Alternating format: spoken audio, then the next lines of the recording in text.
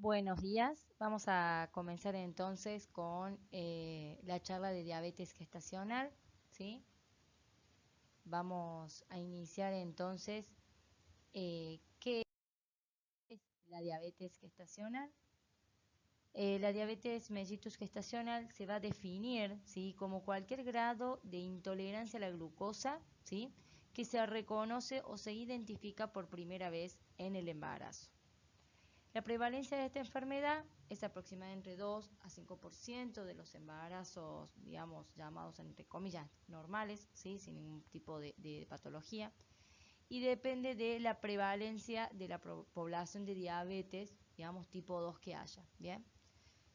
Se asocia con resultados adversos para la madre, el feto, el recién nacido, el niño y los hijos adultos de la madre diabética. Digamos que la mamá que sufre de diabetes gestacional, después esto obviamente tenga consecuencias a futuro, ¿sí?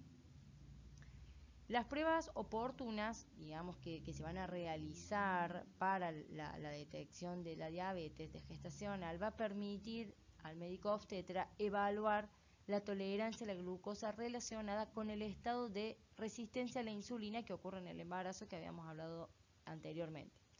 Y posterior a eso, iniciar un tratamiento antes que ocurra un crecimiento fetal excesivo.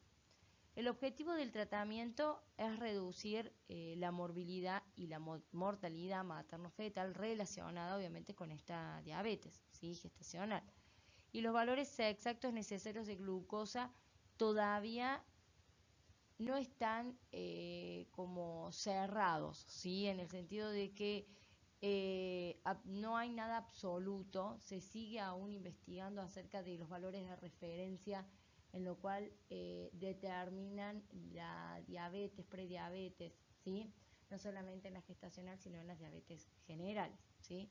Eh, Hoy en día ya un valor de 100, que estamos hablando de valores de referencia de 70 a 110, ya un valor de 100 en una persona en repetición ya empieza a alarmar de un estado, digamos, prediabético. Entonces, por eso mismo quizás antes si no superaba los 110 no había ningún tipo de preocupación, pero relacionado, digamos, a todo el entorno, digamos, de la paciente, en este caso de la embarazada, se tornan los resultados un poco más evaluativos, ¿sí?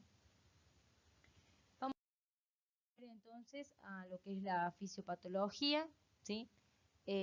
Durante el embarazo, digamos, se van a producir varios cambios importantes en el metabolismo materno para crear un ambiente que va a permitir la embriogénesis, ¿sí?, el crecimiento del feto, la maduración y obviamente la supervivencia del mismo.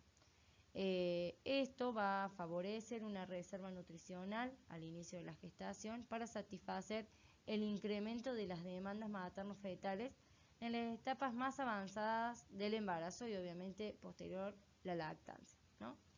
Un embarazo normal, digamos, se caracteriza por ser un estado ya diabetogénico, ¿sí?, debido al aumento progresivo de las concentraciones de glucosa postprandiales. Bien, y una disminución en la sensibilización de las células a la insulina en las etapas tardías de la gestación. La resistencia a la insulina y el daño en la función de las células beta del páncreas son los principales mecanismos, ¿sí?, participantes en esta generación, digamos, de la diabetes mellitus gestacional. Las mujeres con diabetes gestacional tienen durante el embarazo y el posparto un alto grado de resistencia a la insulina, una disfunción de las células beta, un índice de masa corporal incrementado y obviamente con un predominio de obesidad central. También tienen hiperlipidemia, ¿sí?, y entre otras características que en conjunto, digamos, pueden provocar la diabetes transitoria y alteraciones posteriores metabólicas permanentes o una futura diabetes mellitus, ¿sí? Vamos a ver entonces los factores de riesgo, ¿sí?, que va a llevar tener una diabetes gestacional en el embarazo.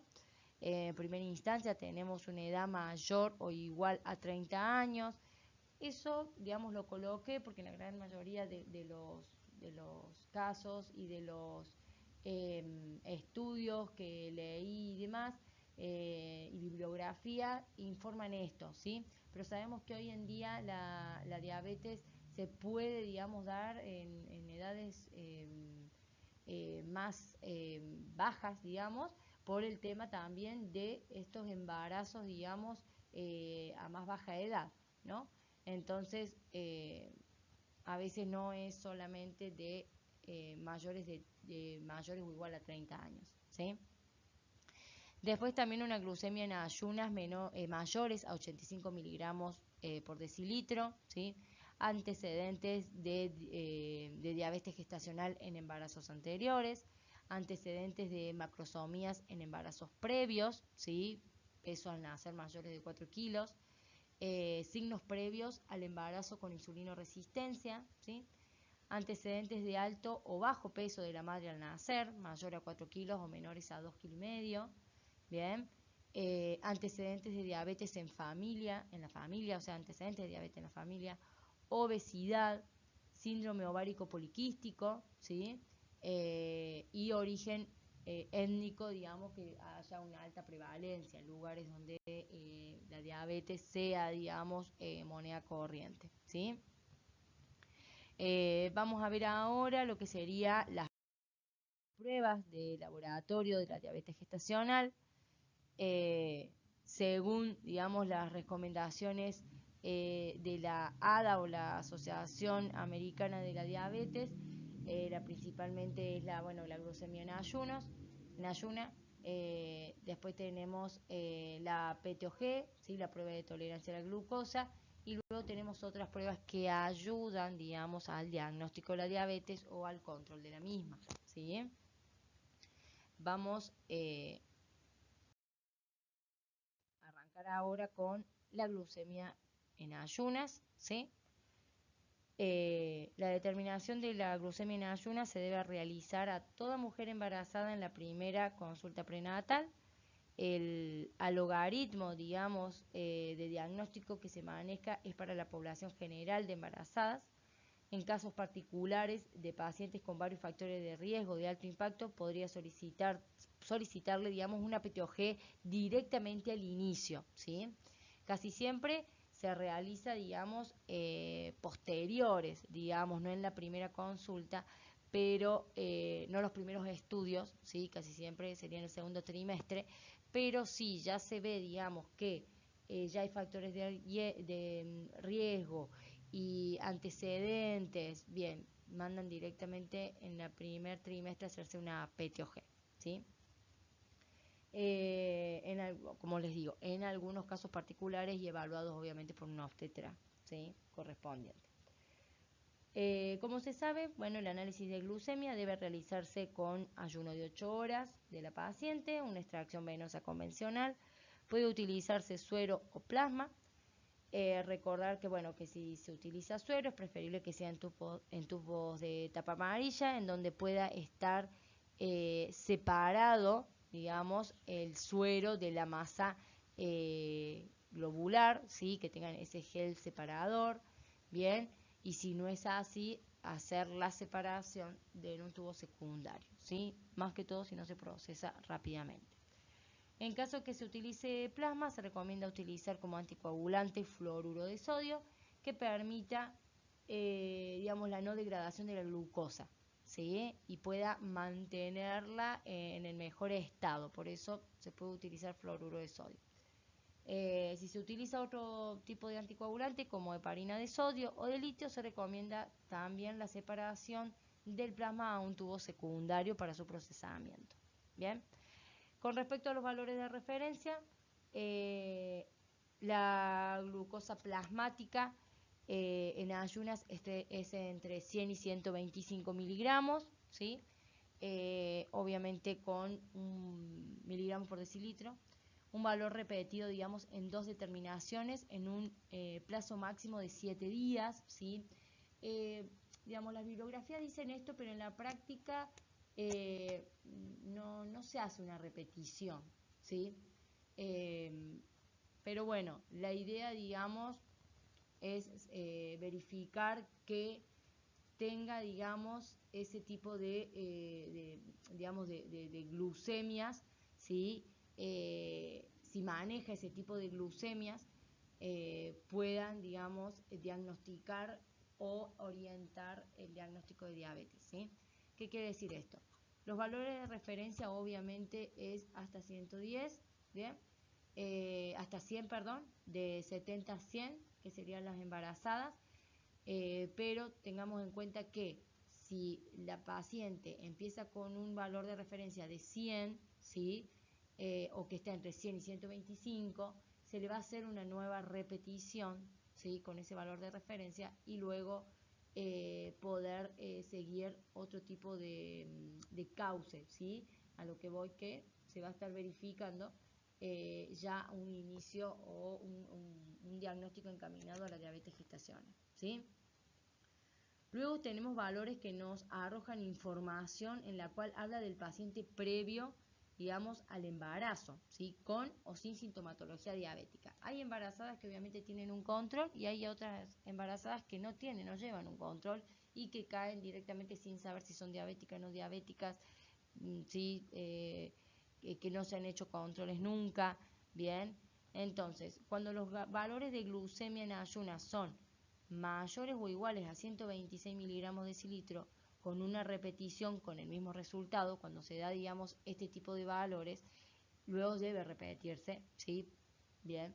Y cuando ya obtenemos este valor, directamente estamos frente a una diabetes gestacional, en lo cual, cuando obtenemos este tipo de resultados, no se le debe realizar una PTOG, ¿sí? Bien, porque ya maneja valores muy altos y ya debe derivarse, digamos, a la endocrinóloga para que o a la diabetóloga para que pueda tratarle esta diabetes gestacional urgente, ¿sí? Pero no se realiza una confirmación con PTOG. También se pueden obtener resultados como glucemias mayores a 200 miligramos de decilitro, ¿sí? Con sintomatología a diabetes. Tampoco debe darse, digamos, no debe mandarse a hacer una PTOG, ¿sí? Ya se diagnostica diabetes pregestacional, en lo cual recibirá un tratamiento de inmediato, ¿sí? O sea, ¿a qué se refiere esto? Cuando, digamos, la primera análisis que nosotros le realizamos y da una glucemia mayor a 200 miligramos, no se le vuelve a hacer una repetición, como en las otras veces que nos arrojan valores que pueden rozar o no el límite, ¿sí? No se le hace ningún tipo de repetición, directamente se le diagnostica la diabetes gestacional aún si tiene síntomas, ¿sí? Teniendo síntomas, porque a veces no presentan síntomas, pero tienen una glucosa mayor a 200, no se le realiza PTOG y se le diagnostica diabetes gestacional y se la deriva a los especialistas correspondientes, ¿sí? O sea, se le repite el valor, ¿sí? Cuando dan valores entre 100 y 125, ¿sí? O mayor o igual a 126, ahí también se le hace la repetición, pero en las glucemias mayores a 200 en la primera instancia se manda directamente a una diabetes gestacional, ¿sí? Bien, vamos entonces. Ahora vamos a ver entonces lo que es la prueba de sobrecarga, ¿sí? La prueba de sobrecarga con glucosa 75 gramos debe realizarse por la mañana con 8 a 12 horas de ayuno, ¿sí? Entre la semana 24 y 28 de gestación, o sea, en el segundo trimestre de embarazo.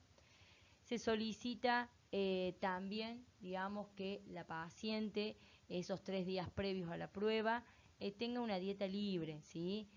O sea, que consuma mínimo 150 gramos de hidratos de carbono, ¿bien? Más que todo para correlacionar a una realidad de la paciente, ¿sí? Que esté en el estado más natural posible. Otra de las cuestiones que hay que tener en cuenta, que no debe estar recibiendo ningún fármaco que haga una interferencia en esta prueba, ¿sí? Que modifique la prueba, como los corticoides, los beta-adrenérgicos u otro tipo de medicación que pueda influir, ¿sí?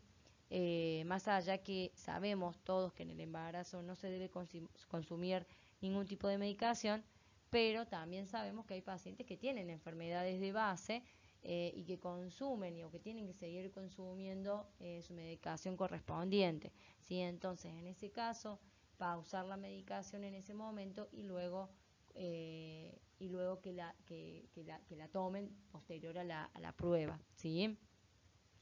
La prueba comienza entonces con una extracción de sangre venosa convencional en ayunas, ¿sí?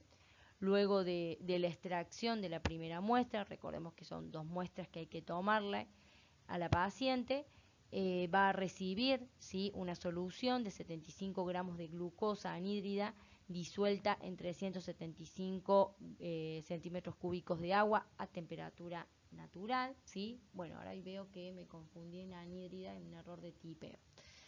Bien, entonces, esa solución deberá tomarla en el lapso de 5 minutos, ¿sí? Por eso mismo, cuando le otorgamos esta solución, le decimos que lo tome a un ritmo constante y que no supere los 5 minutos para beber esa solución, ¿sí?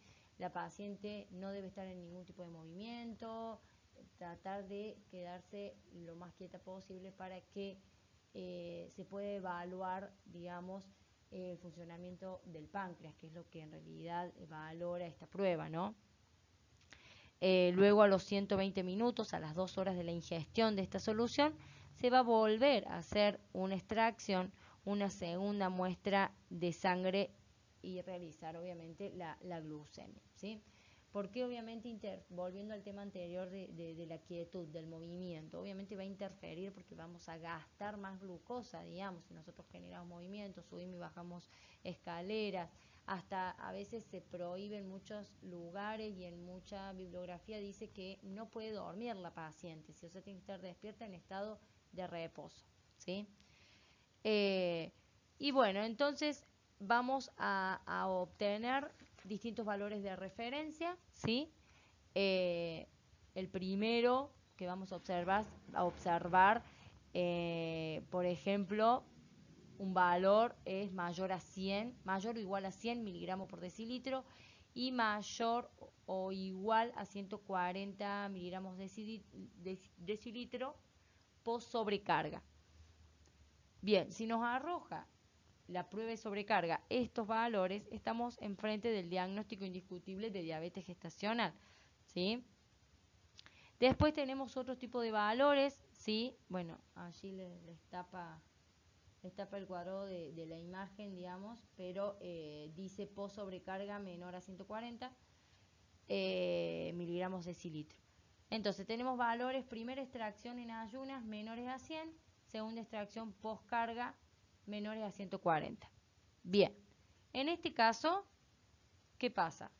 Hay que valorar si realmente la paciente tiene diabetes gestacional o no. Ahora pareciera que no, pero si la paciente tuviera factores de riesgo, se debe volver a repetir la prueba, ¿sí? En la semana 30 a la 33, perdón, para poder obtener un nuevo resultado, ¿sí? Y poder confirmar la diabetes o descartarla.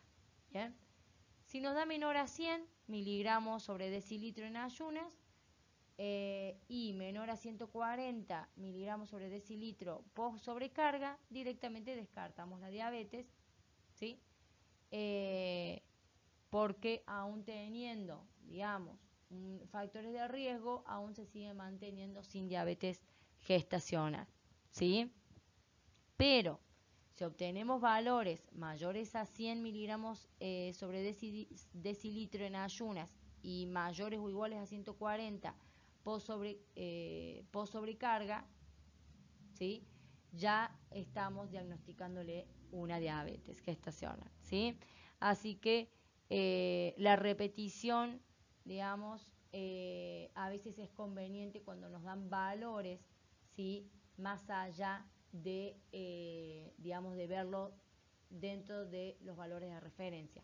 Hay que tener en cuenta por eso mismo si la paciente tiene factores de riesgo, ¿no?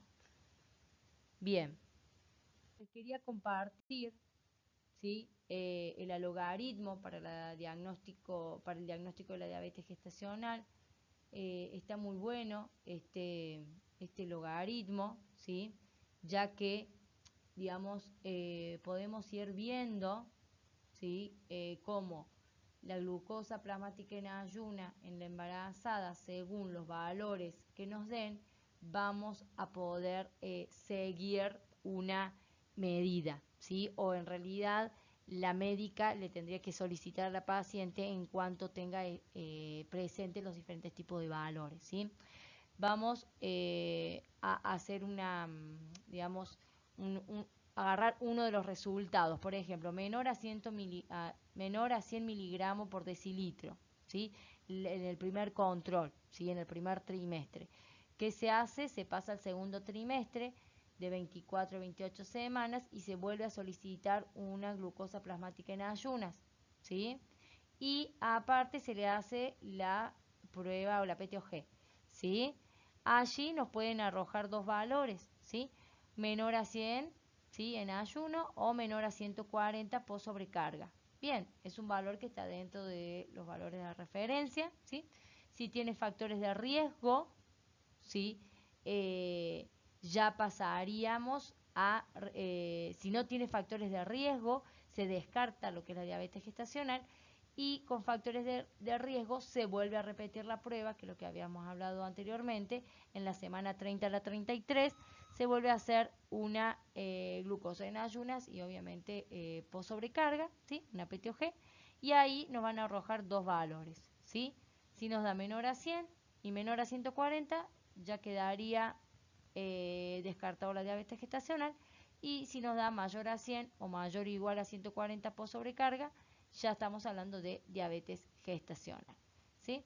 Entonces, hay que tener en cuenta también esto, que lo valora mucho la médica, y a veces no, digamos, dentro de lo que es el laboratorio, no perder eso de, bueno, listo, no tiene diabetes gestacional. Hay que también ver todo un contexto clínico de la paciente, ¿sí? O también valorar una diabetes progestacional, ¿sí? Cuando dan valores mayores o iguales a 126, ¿sí? Tanto en ayunas como post sobrecarga. Bien, hay que, digamos, valorar todo un contexto que nos ayuda, digamos, a valorar la paciente en general, ¿no? Bueno, después tenemos otras determinaciones, ¿sí? Como lo que sería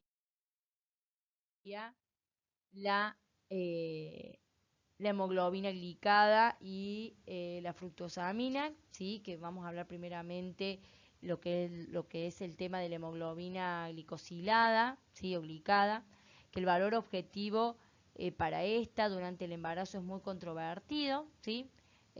Algunos autores sostienen, digamos, que debería establecerse un punto de corte según la edad gestacional de la paciente, y que esta utilización, digamos, de esta determinación se utiliza más como herramienta de control de la diabetes gestacional, ¿sí?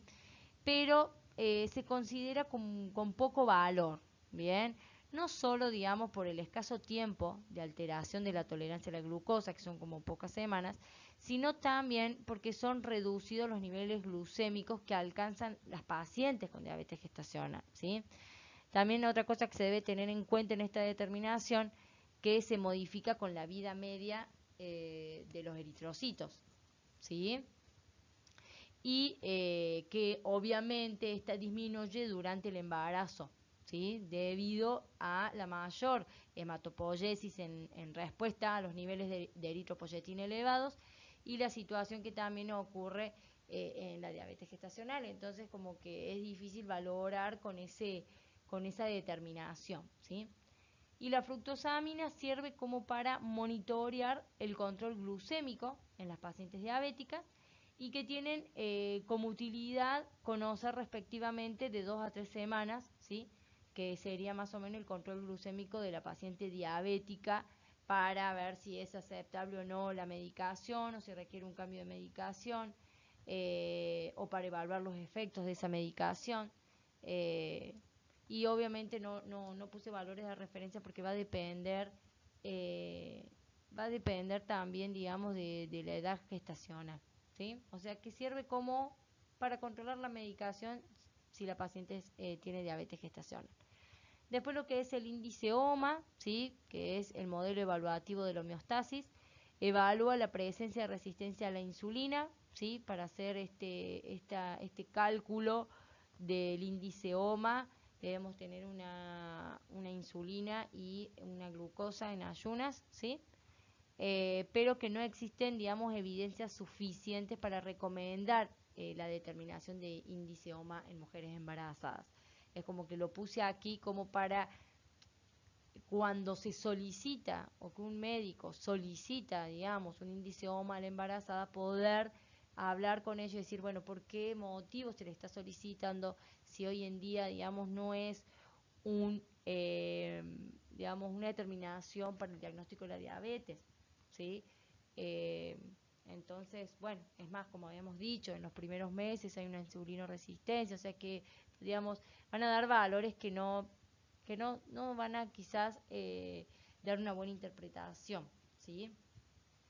Después tenemos otros nuevos predictores bioquímicos para diabetes gestacional y los que se han reportado, por ejemplo, insulina basal en el primer trimestre, ¿sí? Que tiene un 69% de sensibilidad y una especificidad del 96,4%. Después tenemos como marcadores de resistencia a la insulina, que sería la globulina ligada a hormonas sexuales, ¿bien? La SHBG, que es una proteína producida por el hígado, que se une a las hormonas sexuales de los hombres y las mujeres y que tiene una sensibilidad del 90% y una especificidad del 96%. O sea, estos son trabajos que yo estuve leyendo en lo cual decían que unos nuevos predictores o que a veces obstetras y endocrinólogos van pidiendo para ir controlando o tratar de verificar el diagnóstico de diabetes gestacional cuando hay algún tipo de duda, cuando hay valores límites, ¿sí? Les comento que, bueno, en esta proteína, ¿sí? Que sería la SHBG, previos, digamos, a la concepción, son un factor predictivo para la diabetes gestacional, ¿sí? En las mujeres, por ejemplo, con síndrome ovario poliquístico, de manera independiente de la obesidad y de los parámetros relacionados con la resistencia a la insulina, este tipo de proteína, determinarla, por ejemplo, cuando se utiliza digamos, una preconcepción, ¿sí? Cuando el embarazo es deseado y preparado y la mujer quiere prepararse para un embarazo, se suele solicitar este tipo de proteína o este tipo de determinación para poder evaluar, ¿no? Esta situación. La SHBG también se considera un marcador de resistencia a la insulina, ¿sí? Por eso mismo, debido a que, digamos, tanto la insulina como el factor de crecimiento inhiben su secreción, ¿sí? Entonces se ha demostrado que los pacientes que han desarrollado diabetes mellitus 2 van a presentar niveles bajos de esta, em, de esta proteína. Bien, entonces también se suele utilizar para las embarazadas o que quieran quedar embarazadas o que tienen síndrome ovárico poliquístico y quieren quedar embarazadas, ¿sí? Después tenemos otros marcadores, como marcadores inflamatorios, como la proteína C reactiva. Recordemos que la PCR es una proteína de síntesis hepática, cuya concentración aumenta en los procesos agudos como traumatismo, intervenciones quirúrgicas, inflamación o infección. Es un reactante de fase aguda más utilizado actualmente en la práctica clínica en general y la versión ultrasensible, ¿sí? Mide la misma proteína en sangre pero que posee un límite de detección inferior a la técnica convencional. Esta obviamente tiene una mayor sensibilidad y permite identificar estados mínimos de inflamación como los asociados, digamos, por ejemplo, a una enfermedad cardiovascular o a la identificación, digamos, de los riesgos a desarrollar esa enfermedad eh, y a qué va con esto o a qué se relaciona, digamos, con las embarazadas, ¿sí? Que es que se ha observado concentraciones elevadas de PCR en el primer mes de gestación en las gestantes que luego han desarrollado diabetes gestacional, ¿sí?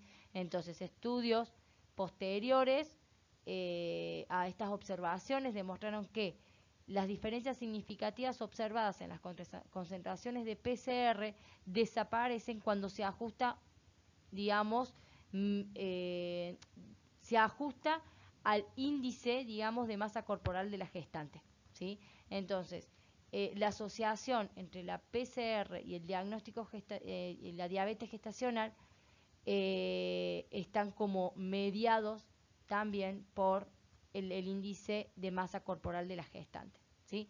Entonces, es como que comienzan una paciente embarazada con un sobrepeso, ¿sí? Tienen PCRs elevadas, luego desarrollan diabetes gestacional, pero a medida que esta paciente está controlada y que su índice de masa corporal va bajando, ¿sí? Esa PCR va disminuyendo también, ¿sí?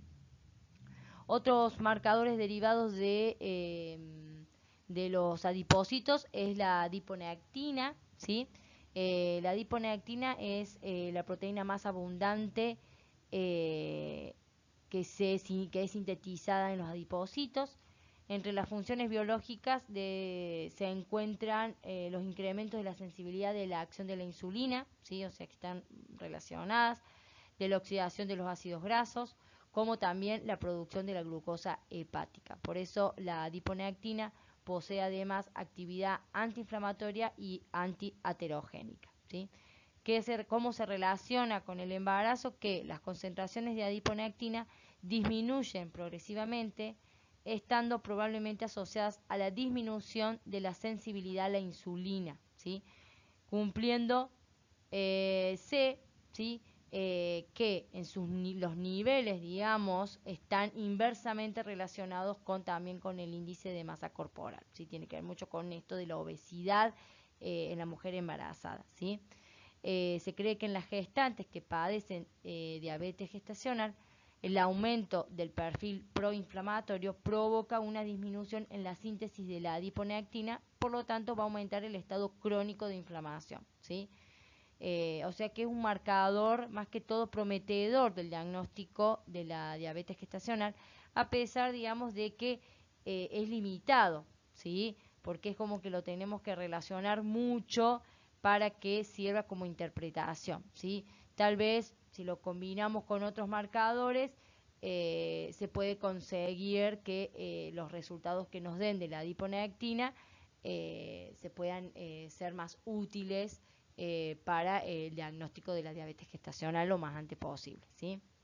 Después, otro de los marcadores tenemos como la GPT, ¿sí? Que es la enzima hepática, ¿sí? Que está dentro del grupo de las transaminasas. Se realizaron varios estudios en los cuales se observaban que las mujeres que tenían diabetes gestacional tenían altos niveles de esta enzima, ¿sí? Que está asociada, digamos, a la acumulación de grasa, ¿sí?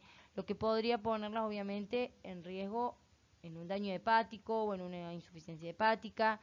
Es como que se valora la predisposición de la misma, ¿sí? Eso sería, digamos, con respecto a las determinaciones que se están valorando hoy en día.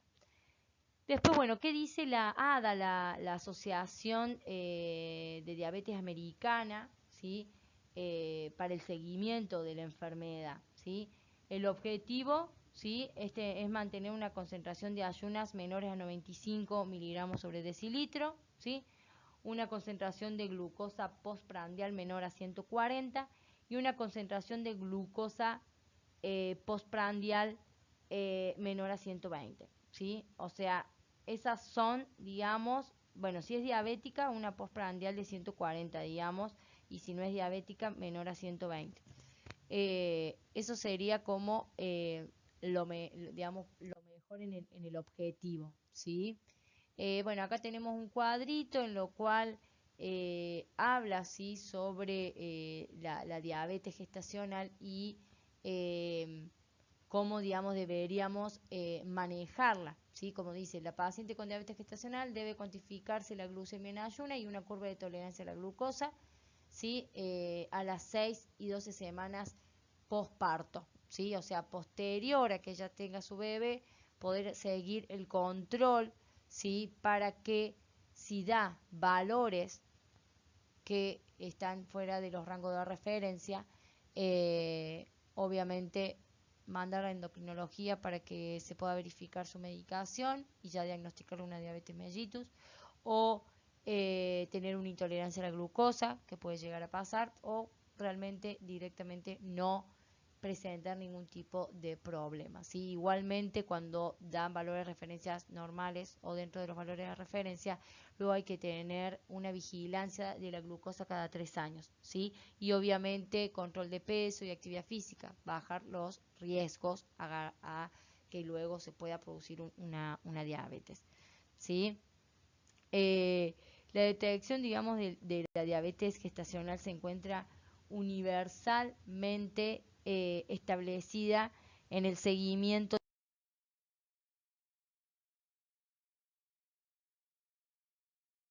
digamos, protocolizado del embarazo, ¿sí? Debido a su asociación con un gran número, digamos, de complicaciones, tanto maternas como perinatales. Por eso es importante el diagnóstico precoz de la enfermedad y es imprescindible para minimizar la morbilidad asociada a esta enfermedad, ¿sí?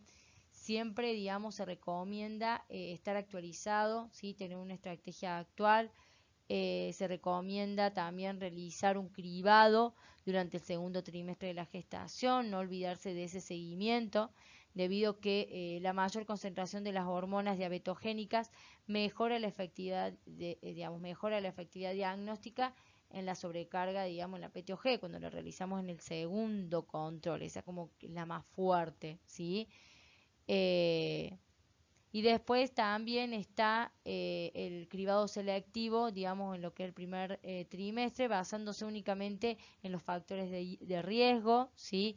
Pero bueno, en este caso deja muchas gestantes sin el tratamiento temprano necesario, ¿sí? Y así, si, digamos, si quizás se podría estar pasando, en vez del segundo trimestre, finalizando el primer trimestre, podíamos evitar o minimizar la morbilidad asociada debido a valores predictivos que nos puedan estar dando, ¿sí?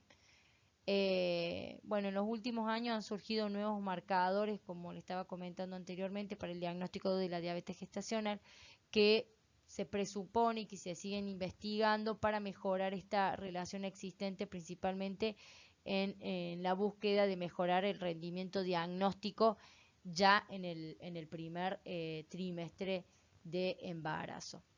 Así